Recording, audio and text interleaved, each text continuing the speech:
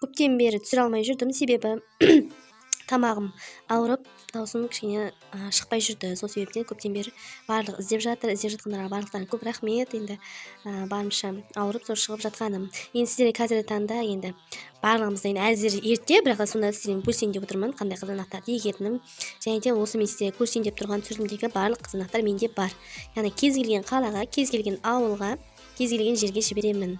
Яғни WhatsApp номерге немесе Instagramға жазсаңыздар болады. Бұл жерде емес сіздерге қызанақты бөлісейін деп тұрмын. Енді суреттер бар, суреттер жоқта енді былай сіздерге тапсырыс кезде жіберетін боламын. Ең бірінші әрине бұл пузата хата. Пузата хата ол жаңағыдай өте бойы аласа, етті тұқым. Бұның пішіні кішкене басқа қызанақтар сияқты емес, басы жіңішкелеу келеді, асты жағы кішкене толықтау болып келеді. Суреттегідей өте жаңағыдай қарағанды жаңағыдай жазы аз болатын жерлерге өте жақсы. Дәмі де тәтті, өте керемет қызанақтың бір түрі. Медвежий кровь, бұл жерде бұл аюдың жаңағы несі деп айтылады, қаны. Бұл да жаңағыдай пузата хата сияқты, бірақ дегенмен де көбінесе бойы аласа, және де бұның пішіндері барлығы бірдей болып келеді. Тұздауға жаңағыдай приправа тағы сондай істеу жүрген өте жақсы қызанақ. Бұл да тұқымы, барлығында тұқымы бар, сізге көрсетіп тұрған WhatsApp-қа жазсаңыздар болады. Көбінесе менде барлығы етті тұқымдар, андай черри дегендер ондай көп жоқ. Яғни ол жаңа тұздалғанда, негізде мысалы тұздалғанда немесе былай жей салуға өте керемет, оны шамалы егемін да. Көбінесе менде етті тұқымдар. Енді келесі сол етті тұқымның бірі алтайский сахарный деп аталады. Енді тәттілігінде бұның шек жоқ, өте керемет дәмді. Қалай айтсам болады, салмағы өте ауыр. Енді ет тұқым дегесін енді мясной деп аталатын боласын. Біреуін өзі 500 граммға дейін барып қалады. Біреуін алып тек салатқа істей қойсаңыздар болады. Енді басқа қызанақтарға қарағанда, мысалы мына қызанаққа қарағанда, мысалы мына қызанақта медвежий кровьда кішкене қызанақтар өте көпте болады. Ал ірісінде 2-3-ден болады, бірақ өте үлкен көлемде болады. Соны есте сақтасаңыздар болады. Себебі ірілердің қанша дегенмен бүкіл күші соған бір өзіне қаншама күш кетеді. Сол себептен бір жерінде, яғни бір қалай айтсам болады, бір гүлден тұрады, біз гүл толып тұрған жерде сонда 2-3-ден ғана шығады. Келесі айтып тұрғанда жаңағыдай ұсақ қызанақтар менде өте көп емес, бірақ та бар. Соның бірі мысалы қызыл моншақ, яғни ажей красный. Бұл жерде сіздерге жазда көрсеткен болатынмын. Көрмесеңізде қарасаңыздар болады. Жазғы түсірілімдерде, яғни бұл қызанақты мен көрсеткенмін. Өте керемет қызанақ, бойы деген 2 метрге шейін бара береді, егер байласаңыздар. Және де өте ұсақ қызыл қызанақтар қаптап толып тұрады. Яғни тұздаған кезде кішкентай банкілерге мысалы өте әдемі болып тұрады. Бұнда тұқымы бар, барлығыңызға керек болса міндетті түрде WhatsApp-қа номер жазып ертерек ала берсеңіздер болады. Міндетті түрде барлығына сыйлық салынады. Оның барлығында өзім WhatsApp-қа жазсаңыздар айтатын боламын. Кез келген ауыл, 2-3 үйлік ауыл болса да жіберіледі. Себебі ертерек тапсырыс бермесеңіздер көп қызанақтар болмай қалуы мүмкін. Және де өте керемет қызанақ. Бұндайдың дәл сары түсі де бар. Келесі могучее вымя, бұл тоже жаңағыдай не сияқты, алтайский сахарный сияқты, бірақ одан сәл кішілеу, бірақ өте дәмді, тәтті, керемет. Бойлары әрі кетсе 60-80 сантиметрге дейін барады. Салаттыққа, приправаға, кетчуптерге өте таптырмас қызанақтардың бір түрі. Келесі московский деликатес, бұны білесіздер, мен бұны жылыжайда өсірген болатынмын. Менде жасыл түрі бар, жасыл түрінің бұл да жасыл түрі, әбден піскен кезде сарғыштау болып келеді. Суретте де көріп тұрсаңыздар, бойы 2 метрден асып кете береді. Көлеміне келетін болсақ, ұзыншалау келген банкілерге тұздасаңыздар болады. Яғни бұны көк піспеген деп ойлайды, негізінде өте піскен әрі керемет қызанақ, бірақ ондай көп көлемде шықпайды. Бірақ жаңағыдай ерекшелік ретінде ексеңіздер өте керемет қызанақ. Келесі, бұлар енді гибридтер, яғни гибрид дегеніміз F1 дегені болса, яғни екі мысалы мына қызанақ пен мына қызанақтың екі қосындысынан шыққан қызанақты айтады. Гибрид, яғни феста деп аталады. Өте керемет қызанақ, жазда өсірген болатынмын. Барлығы тіп-тіке, дүкеннің қызанағындай теп-тегіс, яғни өте тұздауға өте керемет қызанақ, яғни барлық ауруға шыдамды кішкене.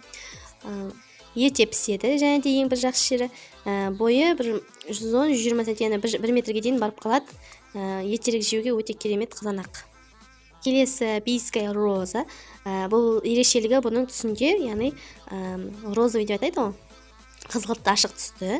ерекшеленіп тұрады басқа қызанақтардың себебі түсінен ерекшеленіп уже роза екенін біліп тұрасыздар. Өте тәтті, дәмді, орташа көлемді, бірақ етті тұқым. Орта піседі, яғни ерте де піспейді, жайда піспейді, яғни орталық мысалы шілде айларында, тамыз айларында піседі. Бойы 80-100 см аралығында. Келесі стрелят F1, яғни бұл да гибридтік сорт, бірақ та гибридтік сорт, және де жаздың тоже түсірімдерде көрсеткен болатынмын. Ұзыншалау келген, бұл да білініп тұрады басқа қызанақтар далада еккен кезде. Бір жерінде енді 4-5-еуден қызанақ болады, яғни бір қызанақты ексеңіздер мол аласыздар. Өте керемет. Бойы 1 метр 120 см шен барады, және де өте ерте піседі, 92 тіпті 94 күн аралығында. Себебі бұндай көбінесе қызанақтар әрі кетсе 120-130 күндер аралығында піседі. Бұл 3 ай дегенде пісіп болады. Өте керемет. Келесі долгоносик. Долгоносикті жаздың күні бұны да міндетті түрде көрсеткен болатынмын. Өте ерекше, қалай айтсам болады, жаңада мұрыншасы бар, орташа көлемді, черри тұқымнан үлкендеу, және де қалай айтсам болады, етті тұқымнан кіші, сары түсті, міндетті түрде хурма тәріздес, бірақ бұның ерекшелігі басында жаңа үшкірлігі бар, суретте көрініп тұрғандай. Тұздағанда банкілерде өте керемет. Бар болғаны бойының ұзындығы 55-60 ғана сантиметр, бірақ түсірімде көргендей бұда төгіліп тұрады. Өнімі мол, жай піседі. Енді бір ерекшелігі сол жай піседі, бірақ күзге таман молынан жинайсыздар. Настеньканы барлығымыз білетін шығармыз, бұл баядан ескіден келе жатқан сорт. Өте керемет, ешқандай оны жаңағыдай артық өсінділерін алудың қажеті жоқ, өзінен өзі шапшағын болып, қалай айтсам болады, өзі тастай болып, өзі шығып, өзі гүлдеп, өзі қоятын қызанақтың бір түрі. Жаңағыдай дөңгелек без, сәл ғана сопақшалау, бүкіл ауруға төзімді, орташа пісетін, яғни орта көлемде, ертеде піспейді, жайда піспейді, орташа көлемде піседі. Бойы бар болғаны 60-70 см ғана. Өте керемет, дәмді. Келесі, бұл жерде бізде алтайский мясистый етті, яғни алтайлық ет қызанақ. Бұның несі дәмдігі қышқылтымы аздау, ерекше, салатқа, жаңағыдай айтқанда кетчуптерге өте ерекше сорт, коллекционный сорт, яғни бұл ондай көп емес. Себебі ішінде шамалы ғана тұқым ғана бар. Сол себептен бұның ең көбісінің барлығы етті, жаңағыдай қызанақты өзі тұқым шамалы ғана. Сол себептен бұл енді коллекциялық сорт аздау, бірақ енді бойы ұзын, яғни қалай айтсам болады, 1,5 метр, 1 метр, 2 метр шен кете береді. Және де айта кететін жайт, ерте пісетін қызанақтардың бір түрі. Етті болғанына қарамастан өте ерте піседі. Келесі восход высока, бұл да менде барлығында бар, алған адамдарда бар шығар. Тұздауға өте керемет қызанақ. Себебі шағын көлемді, ондай артық ештеңесі жоқ, үлкендігі жоқ. Тұқым ішінде баршылық. Шағын, яғни штамбы дейді ғой, шап-шағын. Кешіріңіздер, енді свет соңып қалды. Әрі қарай түсіре берейін. Бұл жерде так восход высок жаңа айттым, шағын көлемді. Несі, қалай айтсам болады, орташадан кішкене ертерек пісетін сорттың бір түрі. Бұл жаңағыдай сары моншақтың, қызыл моншақтың сары түрі, тек ол да сондай жаңағыдай витамин С-ға бай. Бойы 2 метр, 3 метрге шейін кете береді, байлай берсеңіз кете береді. Өте керемет. Жылыжайда еккенмін, қара күзге дейін ноябрьге шейін тұрған еді. Онымен мықты салқын болып үсіп кетті, бірақ гүлдеп, енді гүлі деген сіздерге жылыжайда көрсеткен болатынмын ғой. Гүлі өте керемет, соның барлығынан да еще қызанақ шығады ғой. Моншақ тәріздес, действительно өте керемет, ексеңіздер өкінбейсіздер. Келесі қызанақ, енді қызанақ менде өте көп, енді барынша енді қысқартып сіздерге көрсетемін. Бұл жерде енді шоколадное сердце, шоколадты жүрек менде бар, көбісін тапсырыс берген болатынсыз. Менің ең сүйікті қызанақтарымның бірі, себебі біреуінің өзін бізде деген бақшада жұлып алып кетеді. Мен бұны көрмеймін, өзім жеп те үлгермеймін, себебі бұл жүрек тәріздес, жаңағы қалай айтсам болады, темный қызғылт түсті көрініп тұрады да, ерекше болып жүрек тәріздес. Бұны жұлып алып кетіп жеп қояды үйдегілер. Мен оны көріп үлгермеймін, өзім жеп үлгермей қаламын.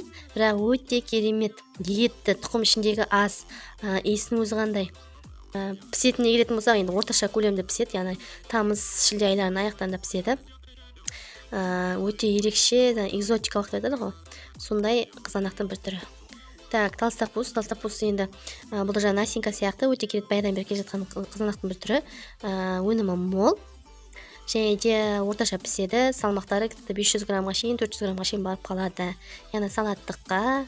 Яғни мен өзім айтайын, әрбір қызанақтың өзінің бір ерекше дәмдері бар. Әрбір мысалы біреуінің қышқылтымы көп, біреуінің тәттіні көп. Мына толстопуз, настенькалар бұлар баяғы сорттар, яғни стандартты дәмдері бар сорттар. Өте керемет, бірақ бұларды еккенде міндетті түрде қызанақсыз қалмайсыздар. Дәл сондай, сатушысы да сондай. Бұның бір ерекшелігі кішкене ондай мықты қызыл емес, ашықтау қызыл түсті болып келеді. Бойы аласа болғанда қарамасаң өнімі өте керемет. Жаңағыдай жазы аздау жиықтар болады, өте салқынға шыдамды, өте керемет қызанақтардың бірі. Бізде сибирский перует. Бұл да жаңағыдай, қалай айтсам, бұл да сорттың бір түрі. Бұны тоже жаңағыдай артық өсімдерін алу қажет жоқ. Мысалы қара күзде жинасаңыздар, сол күйі тұра беретін ұзаққа дейін шыдамды қызанақтардың бір түрі. Суды бұл жазда байқағаным, бұны суды көп құюдың қажет жоқ. Себебі суды көп құйсаңыздар, мына ортасының кішкене жарылып кетеді. Сол себептен суды көп талап етпейді. Өте бір жақсы жері, оның өзін мақтан тұрарлықтай. Себебі суды аз құятындар ондай көп емес. Суды көп жақтатпайды. Бірақ жаңа өнімдері майшам тәріздес өте керемет, банкілері өте әдемі болып тұрады. Келесі менде қызанақтың бір түрі луштица. Бұл жаңағыдай арнайы жылыжайларға, арнайы нелерге арналған сорт. Жылыжай, қалай айтсам болады, парник деп атады, сондайларға болмаса, кішкене далаға кең климатте бұл ерте пісетін керемет сорттардың бірі. Гурманда баяғыдан бері келеді. Яғни витамин бойынша өте ең бірінші орында. Настенькалар сияқты. Көлемдерінің барлығы бірдей. Өзім еккен болатынмын, сол себептен айтып тұрмын. Барлығы бірдей. Дәмі енді жаңағыдай ет сияқты емес. Бұда көбінесе жаңағыдай тұқымы көп, және де ішіне сулы, бірақ та тұздағанда өте керемет банкілерде, мысалы 3 литрлік банкілер сақ қойсаңыздар, алған кезде, қыста жеген кезде өкінбейсіздер. Келесі сіздерге былай болса көрсетпесем, сахарный гроздь. Бұл енді балконда арнайы өсірілетін қызанақ. Жаңа балконный чудо сияқты. Менде бар, қазіргі кезде гүлдеп жатыр. Онда бұйыртса көрсететін боламын. Үйге арналған қызанақтың бір түрі күшті. Келесі бізде черный бумерден заказ берген, көбінесе сыйлықтарға алғандарға қосып жіберген болатынмын. Мен бұны жылыжайда өсіргенмін. Жылыжайда 2 метрден әрі қарай кете береді байлаған сайын. Бір жерде 3-4-еуден шығады, яғни мысалы үшеуі бір жерде шығады. Одан кейін сөйтіп кете береді. Ірісі де болады, орташасы да болады. Бұда яғни бәрі бірдей болу керек деген жоқ. Әртүрлі көлемде болады. Ең үлкендігі енді 150 граммға дейін барады. Ондай мықты үлкен емес, сол себептен орташа көлемді. Әбден піскен кезде қара түске боялады. Және де гибридтік сорт. Любаша енді бұл жаңа партнердікі. Партнер дегеннің өзі, бір тұқымның өзі 600-700 теңгеден тұрады. Бұл тұқымдар өте қымбат тұқымдар. Гибридтік сорт. Любаша өте ерте піседі. Ерте болғанда тіпті 80 күн аралығында, 80-75 күн аралығында піседі. Черри сияқты, бірақ бұл черри емес. Жаңағыдай, қалай айтсам болады, басқа не сокка сияқтылар сияқты. Бірақ та ерте пісетіндігі енді өте керемет. Жазы күні осыны міндетті түрде ерте егем, ерте жеу мақсатында. Буффер стейк, бұны да білесіздер, гибридті сорт. 700 грамм 1 килограммға шейін барады. Ерекшелігі ұзындығында, және де бұны да жылыжайда өсірген болатынмын. Етті тұқым, сортқа қарағанда бұл гибрид, бірақ дәмі өте тәтті. Верочканы да тоже сондай жаңағыдай партнердікі. Дәл сол Любаша сияқты өте ерте пісетін қызанақтың бір түрі. Керемет. Келесі сіздерге көрсетем. Мен айтып тұрмын, қызанақ өте көп енді, барынша енді. Шытап қарасаңыздар болады. Себебі өзім еккендермен сіздермен бөлісіп жатырмын. Томат десятканы барлығыңыздан білесіздер, тапсырыс беріп жатсыздар. Өте аласа бойлы және ерте пісетін. Салмақтары деген 250-300 граммға шейін барады. Ірілісі де болады, орташасы да болады, кішісі де болады. Және де әбден піскен кезде сары түске бояды. Өте керемет. Былай жегенде енді дәмі күшті, мысалы қызыл түске аллергиясы бар адамдарға өте керемет қызанақ. Дәл сондай, бірақ бұл сарғылт түсті болса, бұл жерде черри тұқымды, бірақ сарғылт түсті. Бұл жерде каса оранжевый деп аталады, яғни өрім сияқты шынында еккен кезде өте бір-бірінің астына түсіп тұрып, тұқымның өзі суретте көрсеткенде дәл болса, бір-бірінің астына түсіп осылай тұрады. Өте керемет қызанақтардың бірі. Тұздауға арнайтын мысалы болады ғой, тұздағысы келетіндер, осындай ерекше қызанақтар, қызыл емес, сары қызыл араластырып сондайларға өте керемет. Келесі енді шаңгиді де барлығымыз жақсы көреміз. Өзім міндетті түрде жыл сайын егем, білесіздер. Шаңги деген енді қалай айтсам болады, менің ең сүйікті қызанағым. ешқандай қызанақты болғаннан кейін айырбастай алмаймын, себебі жыл сайын егем, өте ерте пісетін, және де бойы аласа, әрі етті, енді қызанақтың өзім жақсы көремін, әрі етті, сол себептен жыл сайын егемін шаңгиді. Бұл міндетті түрде бұл тапсырыста болады. Мен сыйлыққа да салып жіберемін, тапсырыста бермегендер, тапсырыс бергендер енді басқа қызанақ салып жіберемін дегендей. Бірақ шаңги өте керемет. Бұл шаңгисіз өнімсіз қалмайсыздар. Так, келесі мінезде супер бомба. Супер бомба бұл енді ондай көлемі мықты үлкен емес, бірақ та етті тұқымға да жатпайды. Етті тұқыммен кәдімгі қызанақтың ортасында алып келеді. Бойы аласа, және де ерте пісетін қызанақ.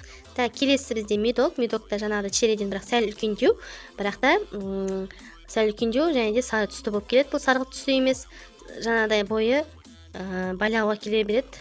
Бірақ та енді көбінесе 2 метрге жетпейді. Байласаңыздар, әрі кетсе 1,5 метрге шейін барады. Себебі байлау керек, міндетті түрде байламасаңыздар бұлақ құлап қалуы мүмкін. Келесі бізде красный бус. Красный бусты білесіздер, черри тұқымдас. Жаңағы салаттарға тек ортасына кесе қойып тек салып жіберуге, ондайға келеді кесуге, және де консервацияға өте керемет қызанақ. Айта кететіндер, түсі де кәдімгідей суреттегіден өте қызыл, қызылдығында ерекшеліктер бар. Келесі менде қызанақ, бұл небаскреп. Небаскреп бұл гибрид тұқым, орташа піседі, және де байлап өсірілетін қызанақтың бір түрі. Бұның ерекше маған ұнағаны, көлемдерін барлығында бірдей. Бұдан кейін шықса да қызанақ, жаңағыдай бірге шықса, сол қызанаққа жетіп, қызарып тұрған қызанаққа, жасыл қызанақ жетіп, бірдей болып қызарады. Яғни мысалы сатқан кезде өте, мысалы мен бұл қызанақты саттым да, себебі өте көп көлемде өнім жинағасын. Әрі жаңа сатқан кезде бірдей болып бәрі әп-әдемі болып тұрды. Сол себептен бұл қызанақтың да өте керемет тұқымы бар. Келесі қызанақтар везунчик. Везунчикті енді бойы аласа, және де өте ерте піседі. 82-87 күн аралығында өте піседі. Жаңа любаша, жаңа верочкалар сияқты өте керемет қызанақтың бір түрі. Келесі жозефина. Жозефина енді салмағы 350-500 граммға шейін барады. Бойын байлауды қажет етеді. Байлауды қажет етпесеңіздер, салмақты көтере алмай құлап қалады. Менде солай болған, жеп үзіліп кетіп. Сары өте етті тұқым. Салаттықтарға біреуін өзін кесіп қойсаңыздар өте керемет. Біреуін өзі жарайды. Қытайлық жаңағыдай қияр екеуін алсаңыздар жетіп қалады. Дәмі де жаңағыдай тәтті, сәл қышқылтым ғана дәмі бар. Байлауды міндетті түрде қажет етеді. Солай енді мен қызанақтар жаңағы тағы да былай тұқым түрлері бар. Оны енді WhatsApp-қа жазсаңыздар көрсететін боламын. Менде енді қызанақтың әрі кетсе 100 шақты түрі бар шығар. Міндетті түрде тапсырыс берсеңіздер болады. Қызанақтан бөлек қиярлар, қияр әзірге шамалы қалды. Тәтті бұрыштың түрлері бар. Баклажан керек болса, барлық гүлдердің де түрлері бар. Міндетті түрде WhatsApp-та тапсырыс берсеңіздер болады. Сау болыңыз.